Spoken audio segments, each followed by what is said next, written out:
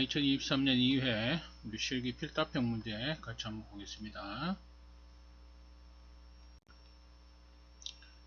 자, 1번 비중이 0.6인 가스를 길이 400m 떨어진 곳에 저압으로 시간당 200세제곱미터로 공급하고자 할 때 압력 손실이 수주로 25mm이면 배관의 최소 관지름은 얼마인지 구하시오. 단 폴의 정수 K는 0.707이다. 자, 그래서 이거 같은 경우는 우리가 저압배관 가스 유량 계산 공식에 의해서 계산하는 문제가 되어 있습니다. 그래서 이 공식은 상당히 많이 나옵니다. 그죠? 이 가스 유량을 구하는 어떤 문제도 있을 수 있지만 지금처럼 관지름, 그죠? 이 관지름 구하는 형식으로 이제 많이 나옵니다. 그래서 이 관지름 D를 구하기 위해서 한 4경이죠. 이 D를 밖으로 빼고 식을 변형을 시켜줍니다. 자, 지금 보시는 요 식이 되겠습니다. 그러니까 그냥 요 식 그대로 외워두시면 됩니다. 루트를 없애고, 그죠? 네, D가 이제 바깥으로 나오고, Q가 들어가고, 이렇게 식이 변형이 된 겁니다. 그대로 대입해 주시면 됩니다. 그죠? K는, 그죠? 폴의 정수, 그죠? 폴의 정수, K의 제곱이다. 루트 바깥에 있던 게 안으로 들어가는 루트, 그죠? 제곱이 되겠죠? 0.707의 제곱 곱하기 H 마찰 손실수도, 그죠? 마찰 손실수도 25mm, 그죠? 밀리미터 H2O 25 그대로. 그 다음에 Q는 가스 유량입니다. 그죠? 가스 유량 시간당 200, 그죠? 200의 제곱 곱하기 S는 비중 0.6이 되겠습니다. 그죠? 네. 그 다음에 L 길이죠. 길이 400m. 관의 길이 400m. 자, 이렇게 해서 계산해 주시게 되면 이제 D의 값이 나온다. D는 15.034. 그래서 보통 우리가 답안을 작성할 때는 소수점 2자리까지, 별다른 얘기가 없으면 두째 자리까지 작성을 하는 겁니다. 그래서 나머지 세 번째 자리에서 반올림, 그죠? 요거는 4니까 이제 버리는 게 되겠죠. 그래서 15.03. 관내경은 cm에다가 다닙니다. 그죠? 그래서 cm에다 그대로 작성해 주시면 되겠습니다. 자, 이번에 부하가 감소되어 피셔식 정압기가 작동하였다. 피셔식 정압기의 작동 상황 플로차트에 빈칸을 채우시오. 단 압력은 상승 하강으로 밸브는 열린다 닫힌다 해서 선택하여 쓰시오. 자, 지금 부하가 감소가 됐다. 사용하는 게 이제 사용량이 적어졌다 이 얘기가 되겠죠. 사용량이 적어지게 되니까 어떻게 됩니까? 사용하는 2차측 압력, 2차측 압력이 사용을 안 하게 되니까 어떻게 돼요? 상승하게 됩니다. 그죠? 상승. 사용을 안 하니까 2차 압력이 정체가 되는 거죠. 네. 그래서 그게 압력이 상승함으로써 어떻게 되느냐? 파일럿 2차 압력보다 높아지고 파일럿 스프링의 힘보다 커진다 이거죠. 파일럿의 스프링의 힘보다 커진다. 그래서 뭐 이렇게 연결되어 있는 상태에서 여기에서 이제 뭐 메인 밸브가 이렇게 있고 여기 이제 뭐 스프링 있고 다이어프램 여기 달려 있고, 그죠? 뭐 이런 식으로 되어 있을 때 여기에 메인 밸브와 뭐 배출 밸브 달려 있고요. 여기에 이제 파일럿 스프링이 있습니다. 그래서 이 파일럿 스프링의 힘보다 이쪽 2차측 압력이 상승함으로써 그 압이 커지기 때문에 다이어프램을 아래로 눌러서 공급 밸브가 닫힌다. 그러니까 이쪽으로 더 이상 공급이 되지 않도록 공급 밸브가 닫힌다. 3번에 닫힌다. 이렇게 되겠습니다. 그죠? 네. 그 다음 파일럿 다이어프램은 내려가죠. 내려간다. 하강이 되겠네요. 이 내려간다는 용어가 아니고 이 하강, 상승과 하강이 이렇게 되어 있으니까, 그죠? 네, 하강이 되겠고, 그러면서 배출 밸브가 열린다. 그죠? 열린다. 배출 밸브가 열리고 공급 밸브는 닫힙니다. 그러면서 구동 압력이 저하하게 되죠. 저하, 하강. 그죠? 그래서 메인 밸브가 닫히는 이런 형태의 설명이 되어 있습니다. 그래서 이 내용 한번 쭉 읽어보시고, 실제로 이 내부가 되게 좀 복잡하게 되어 있습니다. 복잡하게 되어 있었어요. 여러분들 그림 보고도 찾기는 좀 설명하기 좀 힘들기 때문에 그냥 그대로 기본적으로 뭐냐, 부하가 감소했다는 것은 2차 압력, 2차 압력이라는 것은 뭡니까? 정압기를 통과하고 나온 측 압력이죠. 2차 측 압력. 이게 사용을 안 하다 보니까 어떻게 돼요?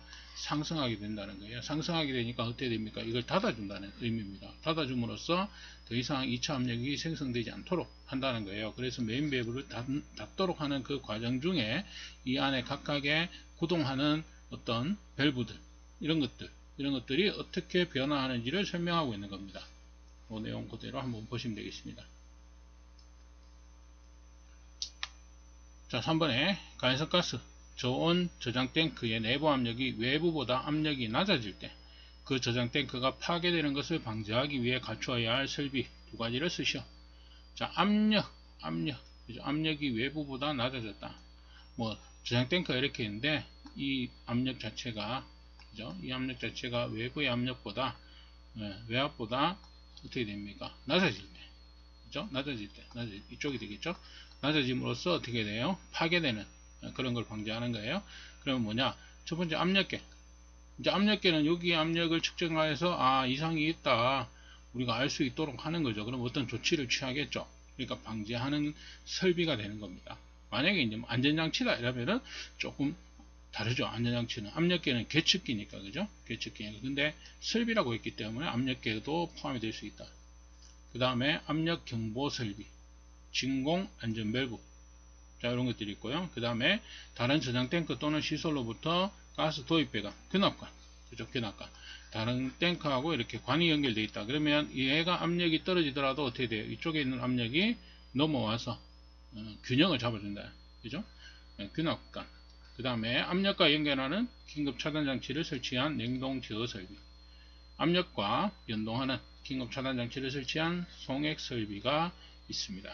그래서 이 중에서 이제 두 가지를 쓰는 그런 문제가 되겠습니다.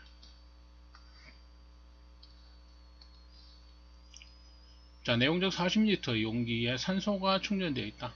이 산소를 1시간 소비한 후 0도시에서 절대 압력이 180kg 이었다면 남아있는 산소는 몇 kg인지 구하시오. 자, PV는 nRT죠. nRT. 근데 이제 몰수입니다. 그죠? 근데 지금 문제에서는 뭡니까? 산소가 몇 킬로인지를 구하는 거예요. 그러니까 몰수를 뭡니까? 분자량 분해, 산소의 분자량, 그죠? 32가 되죠? 그 다음에 W, 지금 현재 산소의 중량을 구하는 형태이기 때문에 이 W를 구하는 문제가 됩니다. 그래서 N분의 W를 대입해서, 이게 N분의 W니까, 그죠? 이걸 그대로 대입해서 계산하는 형식이 되겠습니다. 그래서 W를 넘기고, PV를 취한해서, 자, 요런 식으로 우리가 구하는 내용이 되겠습니다. 그래서 RT, R은 기초상수 0.082가 되겠고, T는 절대온도, 지금 현재 0도시니까 273이 되겠죠. 그 다음 압력은 현재 180kg/제곱센치입니다. 근데 이 0.082 기초상수에 우리가 단위를 보게 되면 어떻게 됩니까? ATM 리터죠, 그죠? ATM 리터 per 뭡니까? 몰 K가 됩니다. 그죠? 그래서 ATM으로 변환해주기 위해서 kg/제곱센티미터 1 ATM의 값 뭡니까? 1.0332 kg/제곱센티죠. 그래서 1.0332로 180을 나누어줍니다. 그러면은 ATM 값이 나오게 되겠죠. 자, 여기에 곱하기 40리터, 내용적 40리터 곱해주고요. V, 최적입니다. 그죠? 그 다음에 M의 값. M은 분자량입니다. 그죠? 분자량. 산소의 분자량 32가 되겠죠. 자, 이렇게 해서 계산해주면 9961.427g이 나옵니다. 그람. 그죠? 그람. 근데 문제에서는 몇 킬로그램인지 구해라 이랬기 때문에 킬로그램 단위로 변환해 줘야 되겠죠. 그래서 9.96kg이 되겠습니다. 자, 5번에 초저온 저장 탱크의 정의를 쓰시오.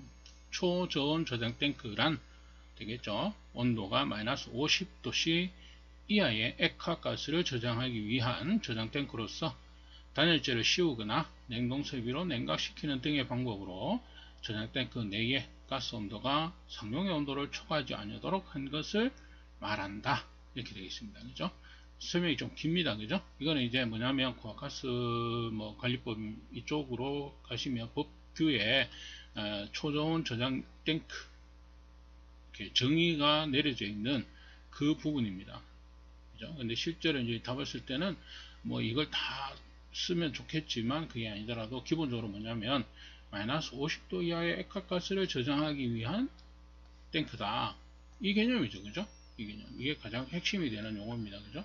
그래서 이 용어가 들어가고 나머지 뭐 설명을 조금 이렇게 뭐 들어가도 되겠죠. 그죠? 근데 어쨌든 요 내용은 꼭 들어가줘야 된다. 이렇게 되겠죠. 그죠? 네. 자, 6번에 항상가스 제독제로 세 가지를 쓰시오. 항상가스 제독제, 가성소다 수용액, 탄산소다 수용액, 물, 소석회가 있다. 이 중에서 이제 세 가지 쓰시면 되는 내용이 되겠습니다. 자, 7번에 일단 감압 설비의 장단점을 각각 두 가지씩 쓰시오. 자, 일단 감압 설비. 이제 한 번 감압한다는 겁니다. 그죠? 감압. 조정기가 한 개 있다. 그래서 1차 그죠? 감압을 하고 그걸 2차에서 그대로 사용하는 거죠. 이게 사용하는 겁니다. 그죠? 만약에 이제 2단 감압이라는 것은 1차로 한번 감압을 해주고 다시 나온 게 감압을 한번 더 거치는 거예요. 그죠? 이게 이제 2차 2단 감압이고요. 일단은 이제 이 두 개만 딱 놓고 보면 어떻게 돼요? 조작이 간단하다. 장치가 간단하다. 이런 내용이 되겠습니다. 그죠? 얘는 한 단계를 더 거친다는 개념이고, 그죠? 예. 그 다음에 단점은 최종 공급 압력의 정확성을 기하기 힘들다. 왜냐하면 한 번 딱 강화시키면은 여기서 사용하는데 사용처가 좀 멀어지면 어떻게 돼요? 압력이 좀 떨어지는 그런 문제가 있겠죠. 근데 여기서 1차적으로 한번 감압해주고 멀리 있어도 멀리까지 가서 요 앞에서 한 번 더 감압해주면 2단 감압은 어떻게 돼요? 정확성이 좋겠죠. 그죠? 근데 1단 감압 설비는 정확성을 기하기 힘들다. 그 다음에 배관의 굵기가 비교적 굵어지는 이런 문제점이 있다. 그 다음에 이제 그런 내용으로 보시면 됩니다. 그래서 1단 감압 설비, 2단 감압 설비 장단점, 그죠? 개념을 이렇게 잡아보시면 좀 용어를 쓰시기가 좀 나으실 겁니다. 자, 8번에 압력계로 26kg per 제곱cm가 나왔을 때 수두 압력을 쓰시오. 자, 수두라는 것은 이제 물의 물입니다. 그죠? 그러니까 물이 올라가는 얼마만큼 올라갔느냐. 압력계로 26kg라는 것은 물의 어떤 받는 압력으로 환산했을 때 얼마만큼 올라가느냐 이걸 얘기를 하는 겁니다. 그래서 kg/per 제곱미터의 단위가 밀리미터 H2와 같다 이겁니다. 단위가 같다 이렇게 볼 수가 있는 겁니다. 그래서 여기에 이제 제곱센티미터니까 여기에 곱하기 만을 해주면 되겠죠. 그죠? 만을 해주면 26만 밀리미터 H2O가 나옵니다. 그죠? 네. 그 다음에 뭐 메다 H2O 이렇게 작성해 주시면 되겠습니다. 만약에 여기서는 이제 수도 압력을 쓰시오 하고 이제 지금 여기서 단위를 뭐 정의를 내려놓지 않았는데 H2O 이렇게 메다 H2O다 이러면은 260이 되겠고요. 밀리미터 H2O 이러면은 26만이 되겠죠. 그죠? 어떻게 주느냐. 지금 여기서는 문제가 이제 시험장에서는 이게 아마 정해졌을 겁니다. 정해지지 않았다면 이 두 가지가 혼용이 된다는 얘기인데, 예, 어쨌든 이 단위에 맞게 변환해주는 문제가 되겠습니다. 자, 9번에 공기액화 분리장치의 폭발 원인 세 가지를 쓰시오. 자, 공기액화 분리장치, 공기를 액화시켜서 분리하는 거예요. 분리하는 것은 뭡니까? 질소하고 산소하고 아르곤 이런 것들 분리하는 건데 폭발이 된다는 것은 가연물질이 들어간다는 거죠. 가연물질. 우리가 공기 속에는 가연물질이 없습니다. 그죠? 공기 속에는 뭐 산소 있고 질소 있고 뭐 아르곤 있고 그 다음에 뭡니까? 뭐 이산화탄소 이런 것들이 있고 폭발 물질이 있다면 우리가 공기를 흡입해서 살아갈 수가 없겠죠. 그죠? 자, 근데 폭발이 일어났다는 것은 가연물질이 들어갔다는 겁니다. 침입을 했다는 거예요. 가장 대표적인 게 공기 중에 오존의 혼입, 그죠? 공기 중에 산소가 있기 때문에 조연성가스인 산소가 있기 때문에 가연물질이 들어가면 폭발이 일어날 수 있다. 오존의 혼입, 그 다음에 윤활유의 분해로 인해서 탄화수소의 혼입, 그죠? 그 다음에 질소 화합물의 혼입, 공기 취입구로부터 아세틸렌의 혼입, 자, 이런 것들이 들어감으로써 폭발이 될 수가 있는 겁니다. 자, 이 중에 세 가지 쓰시면 되는 내용이다. 자, 10번 다음 가스들의 위험도를 구하고 위험도가 큰 것부터 작은 순서로 쓰시오. 자, 위험도는 기본적으로 우리가 계산 공식이 여기 있습니다. 그죠? 하한분의 상한 마이너스 하한. 그러면 각 가스의 폭발 범위를 우리가 알아야 되는 거죠. 예. 폭발 범위가 넓을수록 어떻게 됩니까? 위험도는 커집니다. 이렇게 생각하시면 되죠. 그러면은 꼭 계산을 안 하더라도 우리가 가장 기본적으로 아세틸렌이 가장 폭발 범위가 넓다는 건 우리가 알고 있다는 거죠. 그죠? 2.5에서 81. 그래서 계산해 보면 31.4가 나옵니다. 가장 위험하다. 그 다음에 수소죠. 그죠? 아세틸렌, 그 다음에 뭐 산화에틸렌, 뭐 수소, 일산화탄소, 뭐 이런 식의 순서들이 있습니다. 그죠? 예. 그래서 이거는 꼭 계산 안 하더라도 수소까지는 충분히 나올 수 있는 내용입니다. 수소 폭발 범위 4에서 75%, 그죠? 17.75가 된다. 그 다음에 메탄과 프로판인데, 메탄과 프로판 중에 폭발 범위가 넓은 걸 찾는 거예요. 메탄은 5에서 15, 프로판은 2.2에서 9.5이기 때문에 계산해 보면 메탄은 2가 되고 프로판은 3.32가 된다. 그죠? 그래서 위험도가 큰 순서대로 하게 되면 우리가 프로판, 메탄의 순서다. 그죠? 그래서 하한값이 낮거나, 이 하한값이 낮거나, 그 다음 상한과 하한값이 클수록 위험해진다. 이런 개념이 됩니다. 그죠? 지금 여기서는 메탄은 폭발 범위가 넓지만 하한값이 어떻게 돼요? 크다는 거죠. 프로판은 하한값이 작기 때문에, 나누는 분모의 값이 작기 때문에 큰 값이 나오는 겁니다. 그래서 요 폭발 범위, 기본적으로 위험도를 하기 위해서는 폭발 범위를 알아야 됩니다. 그죠? 폭발 범위 같이 기억해 두시면 되겠습니다. 자, 도시가스 제조 공정 중 접촉 분해 프로세스에 대해서 설명하시오. 자, 이것도 뭐 계속 나오는 문제죠. 촉매를 사용해서 반응 온도 400에서 800도에서 탄화수소와 수증기를 반응을 시킨다. 이때 메탄, 수소, 일산화탄소, 이산화탄소로 변환하는 공정이 되겠다. 접촉 분해 프로세스입니다. 그죠? 그래서 탄화수소와 수증기를 반응시킨다. 접촉을 시켜서 분해되는, 그죠? 탄화수소가 메탄, 수소, 일산화탄소, 이산화탄소로 분해되는, 변환하는 공정. 그래서 우리가 접촉 분해 프로세스다. 이렇게 얘기하고 있습니다. 자, 12번 정압기를 평가, 선정할 경우 각 특성이 사용 조건에 적합하도록 정압기를 선정해야 한다. 정압기를 선정할 때 고려해야 할 사항 4가지를 쓰시오.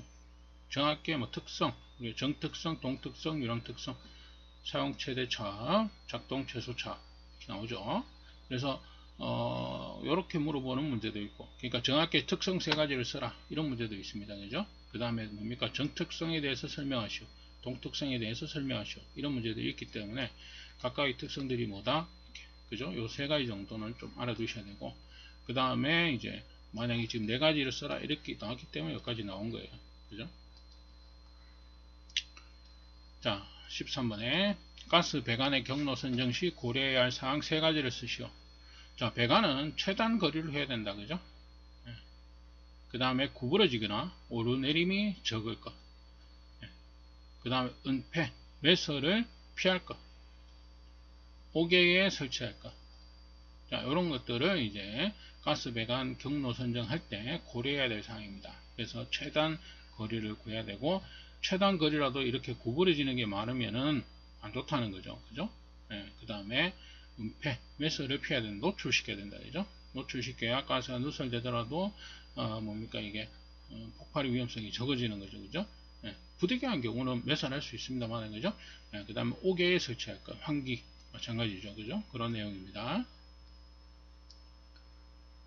자, 14번에 독성가스 기준 TLV, TWA, TLV, STER, TLVC, LC50 중 국내에서 적용하는 독성가스 기준은 무엇인지 쓰시오.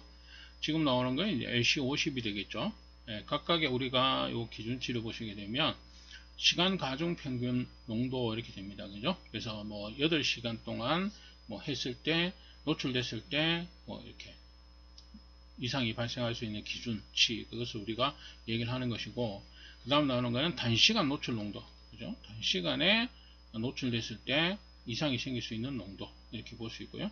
그 다음에 최고 허용 농도가 있고요. 그 다음에 LC50은 뭡니까? 동물이 50%, 치사율 50%입니다. 치사율 50%가 나오는 농도를 우리가 LC50, 현재 우리나라 국내는 LC50을 사용하고 있다. 자, 15번에 연소기 중 파일럿 버너의 역할을 쓰시오. 파일럿 버너는 주 버너를 착화시키기 위한 착화 버너가 되겠습니다. 자, 이번 시간 여기까지 하도록 하겠습니다.